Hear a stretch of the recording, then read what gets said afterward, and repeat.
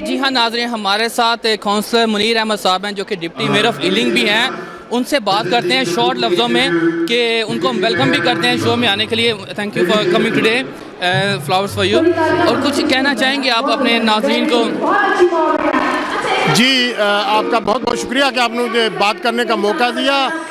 यहाँ पर यूके में और ख़ासकर लंदन में इस तरह के शो जो हैं ये एक नेमत से कम नहीं है, क्योंकि पाकिस्तानी कम्युनिटी को यहाँ पर इस तरह के मौके कम मिलते हैं। और आज एक्शन प्रोडक्शन ने और सुहेल कुरैशी ने अताउल्लाह खान का और उनकी टीम ने अताउल्लाह खान न्याजी का ये शो मुनक्किद करके ये साबित कर दिया है कि वो किसी भी तरह का एक बहुत बड़ा शो ऑर्गेनाइज करने की सलाहियत रखते हैं, जिसके लिए मैं उन्हें मुबारकबाद पेश करता हूँ।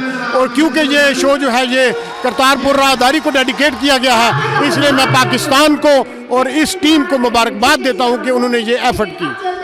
बहुत शुक्रिया Munir.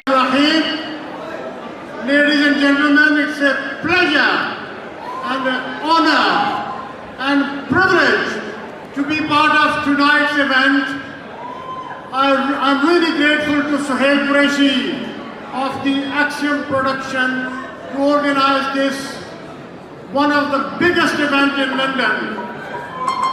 And I would like to congratulate Suhail Qureshi and his team for this magnificent show.